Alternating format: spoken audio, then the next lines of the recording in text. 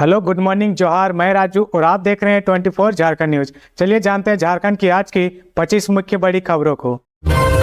झारखंड में अब 4 साल में मिलेगी बीएड की डिग्री। सत्र 2024-25 से बंद होगा 2 वर्षीय कोर्स। न्यू एजुकेशन पॉलिसी के तहत झारखंड में अब बीएड की डिग्री 4 साल में मिलेगी। शैक्षणिक सत्र 2024-25 से 2 वर्षीय बीएड कोर्स बंद कर दिया गया है। National council for teachers education (NCTE) ने नोटिस जारी कर कहा कि सत्र 2024-25 से 2 वर्षीय बीएड कोर्स की मंजूरी नहीं दी जाएगी। ऐसा नई शिक्षा नीति लागू होने के कारण किया गया है। अधिसूचित किया गया कि ITEP कोर्स साल 2023-24 से 57 शिक्षक संस्थानों में शुरू होने जा रहा है।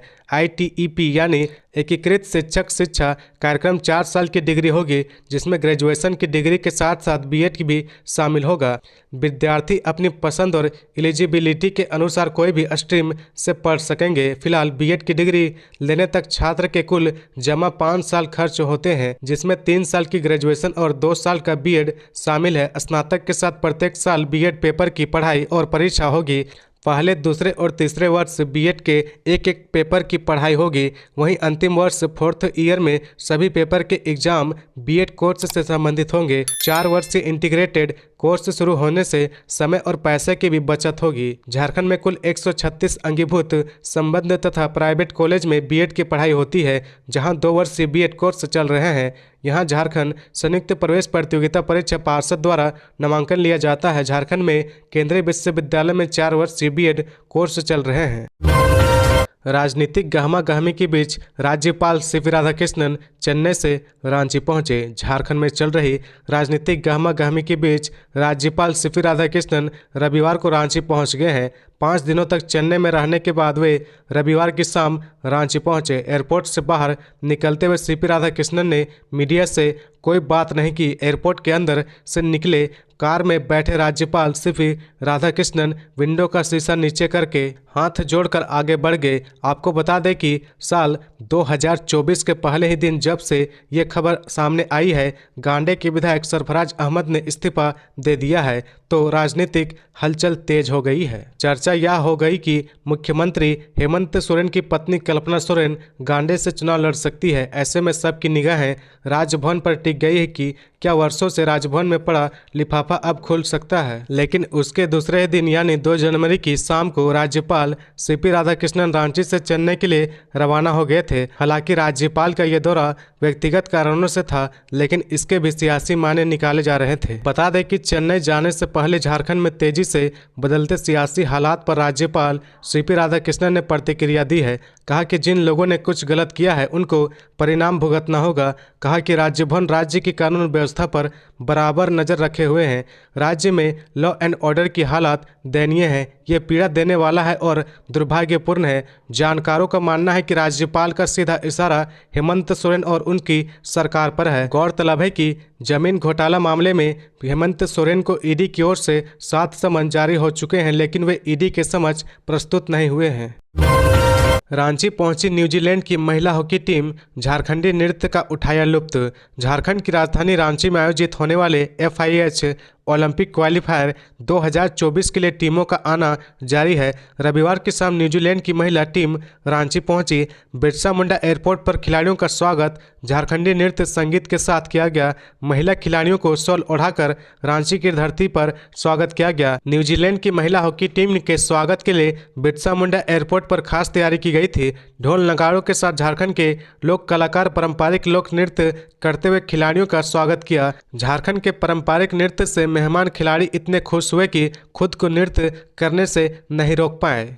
खबरों में आगे बढ़ने से पहले अगर अभी तक आपने इस चैनल को सब्सक्राइब नहीं किया तो प्लीज सब्सक्राइब कर ले, जिससे झारखंड की हर छोटी सी बड़ी खबर की अपडेट आप तक पहुंचता रहे। रांची में खादी मेला का सीएम हेमंत सोरेन ने किया उद्घाटन। स्वदेशी उत्पादों को बढ़ावा देने पर दिया जोर। मुख्यमंत्री हेमंत सोरेन ने रविवार को झारखंड के सबसे बड़े मेले का उद्घाटन किया। राजधानी रांची के ऐतिहासिक मोहरावादी मैदान में राष्ट्रीय खादी एवं सरस महोत्सव 2023-24 का उद्घाटन करने के बाद मुख्यमंत्री ने कहा, राजधानी रांची के ऐतिहासिक मोहराबादी मैदान में राष्ट्रीय खादी एवं सरस महोत्सव 2023-24 का उद्घाटन करने के बाद मुख्यमंत्री ने कहा कि खादी सिर्फ पहनावा नहीं है, यह हमारी सभ्यता, संस्कृति, परंपरा और स्वदेशी होने का परिचायक है। उन्होंने कहा कि हम सभी इस बात से भली भांति वाकिफ हैं कि खादी के साथ राष्ट्रपिता महात्मा गांधी का नाम जुड़ा है। बापू ने देश दुनिया में खादी को पहचान दिलाई, हमें भी खादी से जुड़ना चाहिए, तभी हम अपने पारंपरिक स्वदेशी व्यवस्था को और मजबूत कर पाएंगे। मुख्यमंत्री ने कहा कि आज तकनीक का जमाना है, भौतिकवादी जमाना है, हम मशीनों के साथ जी रहे हैं। इसके बावजूद हमने अपनी सभ्यता, परंपरा और संस्कृति को नहीं छोड़ा। खादी एवं सरस महोत्सव इसी कड़ी का हिस्सा है। मुख्यमंत्री हेमंत सोरेन ने कहा कि जमाना चाहे जितना आगे बढ़ जाए, अपने राज्य झारखंड और अपने देश भारत में आज भी ग्रामीण तथा स्वदेशी व्यवस्था की अहमियत कायम है। देहाती ग्राम उद्योग को आगे बढ़ाना है, इससे जुड़ी चुनौतियों से हमें निपटना है। यह काम सिर्फ सरकार नहीं कर सकती, इसके लिए हर व्यक्ति को पहल करनी होगी। उन्होंने कहा कि सरकार देसी उत्पादों को बढ़ावा देने की लगातार कोशिश कर रही है। झारखंड में सखी मंडल से जुड़कर लाखों महिलाएं तरह तरह के उत्पाद बना रही है और उसे बेचकर आजीविका कमा रही है। मुख्यमंत्री ने कहा कि सखी मंडल के उत्पादों में केमिकल नहीं होता है, ये पूर्णतः स्वदेशी उत्पाद है। सरकार इन दीदियों के उत्पादों को प्लास ब्रांड के माध्यम से बाजार उपलब्ध करा रही है ताकि उनकी आजीविका के साधनों को और मजबूत कर सके। हम सबको इनका उत्पाद खरीद कर इन्हें मजबूत करना होगा। सखी दीदियां मजबूत होगी तो ग्रामीण अर्थव्यवस्था भी मजबूत होगी, इससे अपना राज्य भी समृद्ध होगा। दोपहर तक पसरी रही धुंध की चादर, ठंड ने दिखाए तेवर, आज भी हो सकता है कोहरे का असर, येलो अलर्ट जारी। राजधानी रांची समेत झारखंड के कई जिलों में रविवार को धुंध की चादर में लिपटे रहे। शनिवार देर रात से शुरू हुआ कोहरा रविवार दोपहर तक रहा। इस दौरान विजिबिलिटी काफ़ी कम रही, वाहनों के आवागमन में भी परेशानी हुई। वहीं दिन भर ठंड का एहसास होता रहा। दोपहर 12 बजे के आसपास आसमान साफ हुआ। मौसम विज्ञान केंद्र का पूर्वानुमान है कि आगे भी कोहरे का असर झारखंड में रहेगा। अधिकतम और न्यूनतम तापमान में विशेष बदलाव नहीं होगा। सोमवार को भी राज्य के करीब करीब सभी जिलों में कोहरा रह सकता है। इसको लेकर येलो अलर्ट जारी किया गया है। मौसम विज्ञान केंद्र के अनुसार 9 जनवरी से मौसम का मिजाज बदल सकता है। राज्य में पश्चिमी हिस्से पलामू प्रमंडल के साथ साथ कोल्हन में भी कहीं कहीं हल्के से मध्यम दर्जे की बारिश हो सकती है। ऐसा उत्तर भारत में बनने वाले पश्चिमी विक्षोभ के कारण हो रहा है। इधर बादल छाए रहने और कोहरा के कारण राजधानी का अधिकतम तापमान रविवार को 21 डिग्री सेल्सियस दर्ज किया गया। यह सामान्य से करीब 1 डिग्री सेल्सियस कम है। वहीं न्यूनतम तापमान 12.9 डिग्री सेल्सियस रहा। यह सामान्य से करीब 3 डिग्री सेल्सियस अधिक है। इसी तरह की स्थिति डाल्टनगंज और जमशेदपुर में भी रही। जमशेदपुर का अधिकतम तापमान 26 डिग्री सेल्सियस और डाल्टनगंज का 22 डिग्री सेल्सियस रहा। कृष्णकांत मिश्रा बने रांची सिविल कोर्ट के चीफ जुडिशियल मजिस्ट्रेट। 18 जिलों में नए जुडिशियल मजिस्ट्रेट की नियुक्ति। कृष्णकांत मिश्रा को रांची सिविल कोर्ट का सीजीएम चीफ जुडिशियल मजिस्ट्रेट बनाया गया है। इसके साथ ही 18 जिलों में नए चीफ जुडिशियल मजिस्ट्रेट की नियुक्ति की गई है। झारखंड सरकार की ओर से इसकी अधिसूचना जारी कर दी गई है। इसके साथ ही सभी संबंधित विभागों को इस आशय का पत्र जारी कर दिया गया है। सीएम हेमंत के सलाहकार को समन पर बोली राज्यसभा सांसद महुआ माझी, बीजेपी में शामिल होने वाले से मिलने नहीं आती ईडी। झारखंड में हुए 1250 करोड़ रुपए के अवैध खनन केस में मुख्यमंत्री हेमंत सोरेन के प्रेस सलाहकार अभिषेक प्रसाद पिंटू और साहिबगंज डीसी रामनिवास यादव सहित 4 लोगों को ईडी द्वारा भेजे गए समन को झारखंड मुक्ति मोर्चा की राज्यसभा सांसद महुआ माझी ने चुनावी स्टंट बताया है। समाचार एजेंसी NAI से बातचीत में महुआ माझी ने कहा कि जब भी चुनाव आता है, ईडी विपक्ष दलों के लोकप्रिय नेताओं, मुख्यमंत्री और मंत्रियों से मिलने आती है। महुआ माझी ने समन पर कहा कि यह कोई नई बात नहीं है। उन्होंने कहा कि यह न केवल झारखंड बल्कि अन्य राज्यों में भी हो रहा है। महुआ माझी ने कहा कि जब एक बार कोई नेता भारतीय जनता पार्टी में शामिल हो जाता है, फिर ईडी उनसे मिलने नहीं आती। उन्होंने इसे बीजेपी का किया धरा बताया। गौरतलब है कि प्रवर्तन निदेशालय ने झारखंड के मुख्यमंत्री हेमंत सोरेन के मीडिया सलाहकार अभिषेक प्रसाद पिंटू को समन कर 16 जनवरी को पूछताछ के लिए बुलाया है। एजेंसी ने 11 जनवरी को साहेबगंज उपायुक्त रामनिवास यादव और 15 जनवरी को विनोद सिंह को तलब किया है। इससे पहले ईडी ने कटोरिया बिहार के पूर्व विधायक राजकिशोर प्रसाद उर्फ पप्पू यादव को भी समन किया है। बता दें कि 3 जनवरी को ईडी ने झारखंड, पश्चिम बंगाल, राजस्थान और बिहार के कुल 12 ठिकानों पर छापा मारा था। छापेमारी के बाद आधिकारिक जानकारी देते हुए ईडी ने बताया था कि उन्होंने साहेबगंज के उपायुक्त रामनिवास यादव के कैंप कार्यालय से 7.25 लाख रुपए नकद और गोलियां जब्त की थी। वहीं विनोद सिंह के आवास से 30 लाख रुपए की नकदी बरामद की। अभिषेक प्रसाद पिंटू के आवास से डिजिटल उपकरण सहित निवेश संबंधी दस्तावेज जब्त किया है। ईडी ने बताया कि छापेमारी में कुल 36.99 लाख रुपए नकदी बरामद की गई है। झारखंड निकाय चुनाव पर जल्द सुप्रीम कोर्ट का रुख करेंगे आजसू सांसद चंद्र प्रकाश चौधरी। आजसू पार्टी के सांसद चंद्र प्रकाश चौधरी झारखंड में नगर निकाय चुनाव पर हाईकोर्ट के फैसले के खिलाफ सुप्रीम कोर्ट का रुख करेंगे। दरअसल रोशनी खालको बनाम झारखंड सरकार के मामले में झारखंड हाईकोर्ट में जस्टिस आनंदा सेन की अदालत ने यह फैसला दिया है कि राज्य की हेमंत सोरेन सरकार 3 हफ्ते में नगर निकाय चुनाव की घोषणा करके अधिसूचना जारी करे। इस बीच विकास किशन गौली बनाम महाराष्ट्र सरकार केस में सुप्रीम कोर्ट का स्पष्ट निर्देश है कि ट्रिपल टेस्ट कराए बिना निकाय पंचायत न कराया जाए। वहीं आजसू पार्टी का कहना है कि बिना ट्रिपल टेस्ट के नगर निकाय चुनाव कराना पिछड़ों के साथ अन्याय होगा। दरअसल झारखंड में पंचायत चुनाव भी बिना ट्रिपल टेस्ट कराए ही किए गए थे। बातचीत में सांसद चंद्र प्रकाश चौधरी ने कहा कि हेमंत सरकार की मंशा ही पिछड़ों को हक नहीं देने की है। 1 साल पहले ही मैं उक्त मुद्दे को लेकर सुप्रीम कोर्ट गया था। सुप्रीम कोर्ट का स्पष्ट निर्देश है कि ट्रिपल टेस्ट कराकर ही निकाय पंचायत चुनाव कराया जाए। सरकार ने भी उच्चतम न्यायालय में एफिडेविट डाला कि हम ट्रिपल टेस्ट कराएंगे। ट्रिपल टेस्ट के लिए 3 महीने पर्याप्त होते हैं। इसके बावजूद आज तक सरकार ने यह नहीं किया। ऐसे में हेमंत सोरेन सरकार की मंशा पर सवाल उठते हैं।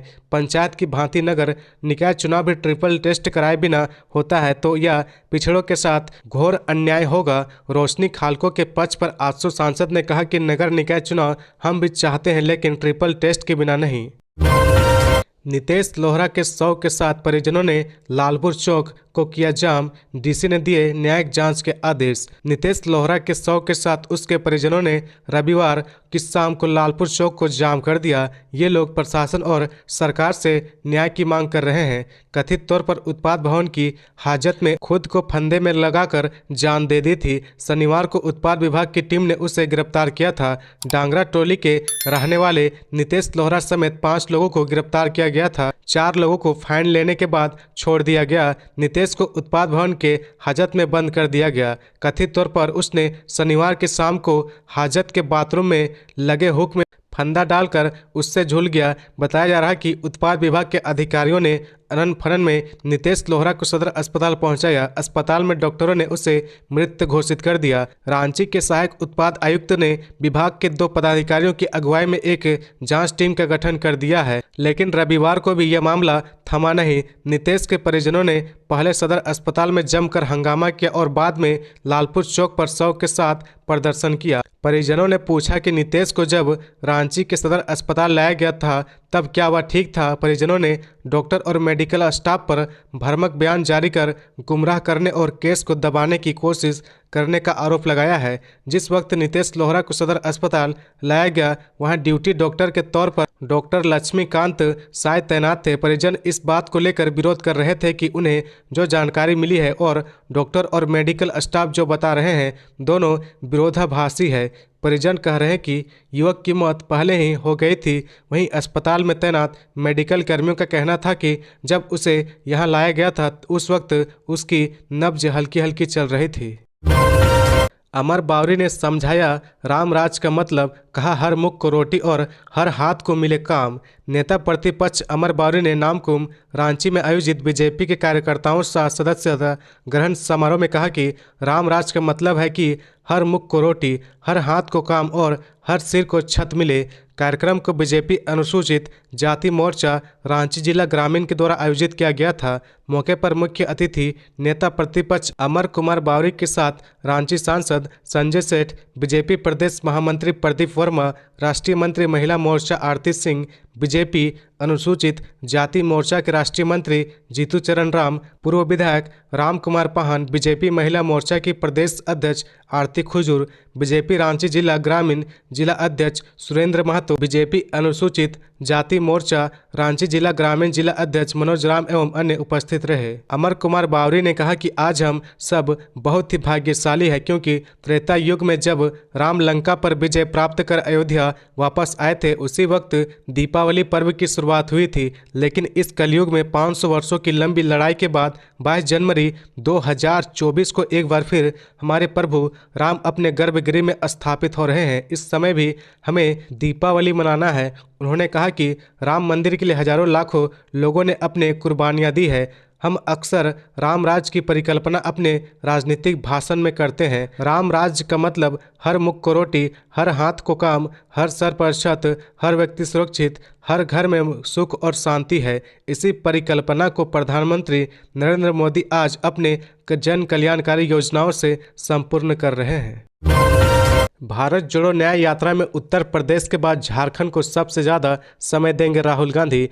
कांग्रेस विधायक दल के नेता आलमगीर आलम और झारखंड कांग्रेस प्रदेश अध्यक्ष राजेश ठाकुर ने रविवार को प्रेस वार्ता की। इस दौरान झारखंड कांग्रेस के भारत जोड़ो न्याय यात्रा का स्टिकर जारी किया। वहीं विपक्ष पर हमला करते हुए प्रदेश अध्यक्ष राजेश ठाकुर कहते हैं कि राहुल गांधी को समझ आ गया है कि झारखंड की स्थिति सही नहीं है। झारखंड में जो तांडव चल रहा उसे हमारा नेतृत्व गंभीरता से ले रहा है। झारखंड में सरकार को गिराने का प्रयास चल रहा है। ऐसे में झारखंड उन तीनों राज्यों में है जहां राहुल गांधी सबसे अधिक समय देंगे। भारत जोड़ो न्याय यात्रा के दौरान राहुल गांधी झारखंड में 8 दिनों तक रहेंगे और 13 जिलों में 804 किलोमीटर की यात्रा करेंगे। मालूम हो कि झारखंड के अलावा उत्तर प्रदेश और असम को भी राहुल गांधी ज़्यादा समय दे रहे हैं। उत्तर प्रदेश को 11 दिनों और असम को 8 दिनों का समय राहुल गांधी देंगे। राहुल गांधी की भारत जोड़ो न्याय यात्रा की झारखंड में शुरुआत अनुमानित 2 फरवरी से हो सकती है। जल्द इसका रूट मैप तैयार किया जाएगा। इसमें सभी गठबंधन दलों की भूमिका अहम रहेगी। हर क्षेत्र पर बड़े नेताओं को तैनात किया गया है। राजेश ठाकुर ने बताया कि इस यात्रा की शुरुआत मणिपुर से हो रही है, जहां जाने की फुर्सत प्रधानमंत्री को नहीं है। हम जनता की समस्याओं को सुलझाने के लिए आपकी सरकार आपके द्वारा योजना के तहत लोगों के पास पहुंच रहे हैं। इससे विपक्ष डर गई है। केंद्रीय एजेंसियां गुलामों की तरह व्यवहार करते हुए इस अच्छे काम में बाधा पहुंचाने का काम करती है। बीजेपी और हिंदू संगठनों ने राम जन्मभूमि अक्षत का वितरण किया। 22 को दीपक जलाने की अपील। बीजेपी, विश्व हिंदू परिषद और बजरंग दल के कार्यकर्ताओं ने टेल्को सेक्टर मार्केट रांची में राम जन्मभूमि अक्षत का वितरण किया। कार्यकर्ताओं ने लोगों को 22 जनवरी को अयोध्या चलने का निमंत्रण दिया। साथ ही घरों में इस दिन दीपक जलाने की अपील की। कहा कि जो लोग अयोध्या नहीं चल सकते वे मंदिरों में जाकर पूजा अर्चना करें। अक्षत वितरण कार्यक्रम में बीजेपी के नेता अभय सिंह ने राम मंदिर उद्घाटन की विस्तृत जानकारी दी। साथ ही अपील की कि इस दिन लोग अपने अपने घरों में पकवान बनाएं। कहा कि घर के सामने 21 दीपक जलाकर स्वाभिमान का पुनर्जागरण करें। कार्यकर्ताओं का स्वागत लोगों ने ढोल नगाड़े के साथ किया। केसरिया झंडा के वातावरण के साथ लोगों में हर्ष व्याप्त रहा। जय श्री राम के नारे लगे। मौके पर बीजेपी के पप्पू सिंह, मंडल अध्यक्ष हेमंत सिंह, बजरंग दल के संयोजक मुन्ना दुबे, भूषण दीक्षित सहित सैकड़ों कार्यकर्ता उपस्थित रहे। इस दौरान कार्यकर्ताओं में गजब का अनुशासन दिखाई पड़ा। बता दें कि राम मंदिर उद्घाटन के लिए देश भर के खास लोगों को आमंत्रित किया जा रहा है। अतिथियों को पहचान के लिए अपना आधार कार्ड साथ लाना होगा। अतिथि कड़ी सुरक्षा जांच के बाद कार्यक्रम स्थल तक पहुंचेंगे। प्रवेश से पहले उनके मोबाइल, पर्स और अन्य संदिग्ध चीज़ों को सुरक्षा एजेंसियों अपने पास जमा रखेगी। इन सामानों को रखने के लिए मंदिर कैंपस में 12,000 लॉकर बनाए गए हैं। अतिथियों को 11 बजे तक अपना स्थान ग्रहण कर लेने की सलाह दी गई है। इसके बाद प्रवेश नहीं मिलेगा। पूरे कार्यक्रम के दौरान पीएम मोदी, गृह मंत्री अमित शाह और आरएसएस के सर संघचालक मोहन भागवत सरी के नेता प्रमुख रूप से मौजूद रहेंगे। टीएसपीसी ने ली अभिषेक श्रीवास्तव की हत्या की जिम्मेवारी। रातू के आस्थापुरम में कोयला व्यवसायी अभिषेक श्रीवास्तव को गोली मारकर हत्या करने की जिम्मेवारी प्रतिबंधित संगठन टीएसपीसी ने लिया है। इस संबंध में टीएसपीसी के उत्तरी दक्षिणी सीमांत जोनल कमेटी की ओर से कामरेड अभिषेक जी द्वारा एक प्रेस विज्ञप्ति जारी किया गया है। टीएसपीसी द्वारा आरोप लगाया गया कि अभिषेक श्रीवास्तव संगठन का पैसा रखे हुए था, उसे वापस करने के लिए उसे चेतावनी दिया जा रहा था। वहीं क्षेत्र में उनके द्वारा जो कोयला का काम किया जा रहा था उसे बंद करने बोला गया था, परंतु अभिषेक ने ना तो काम बंद किया न ही संगठन का पैसा वापस किया। इसी कारण से अभिषेक के खिलाफ फौजी कार्रवाई की गई। विज्ञप्ति में कहा गया कि कुछ माह पहले लातेहार के बालूमाथ में राजेंद्र प्रसाद साहू के खिलाफ संगठन द्वारा फौजी कार्रवाई किया गया था और कहा गया था कि क्षेत्र में जितने भी लोग टीएसपीसी संगठन का पैसा दबा कर बैठे हैं वे सभी संगठन का पैसा वापस कर दे। रामगढ़, रांची, चतरा, हजारीबाग, लातेहार क्षेत्र में बिना संगठन के इजाजत के काम कर रहे हैं वे संगठन से बात करके ही काम करे। चेतावनी दिया गया कि बात नहीं करने पर राजेंद्र प्रसाद साहू और अभिषेक श्रीवास्तव के जैसा ही हाल होगा। क्षेत्र के सभी ट्रांसपोर्टर, डीओ होल्डर, सभी तरह की कंपनियां, छोटे बड़े लिफ्टर, सभी तरह के ठेकेदार को कड़ी चेतावनी है कि जल्द से जल्द संगठन से बात करके ही काम करें, अन्यथा परिणाम भुगतने के लिए तैयार रहें। तो ये थी आज की झारखंड की टॉप बड़ी खबरें। इसी तरह झारखंड की हर छोटी सी बड़ी खबर देखने के लिए आप हमारे चैनल 24 झारखंड न्यूज को सब्सक्राइब करके बेल आइकन प्रेस कर ले, जिससे झारखंड की हर छोटी सी बड़ी खबर की अपडेट आप तक पहुंचता रहे। तो आज के लिए बस इतना ही, हमें दीजिए इजाजत, फिर मिलते हैं नेक्स्ट न्यूज में।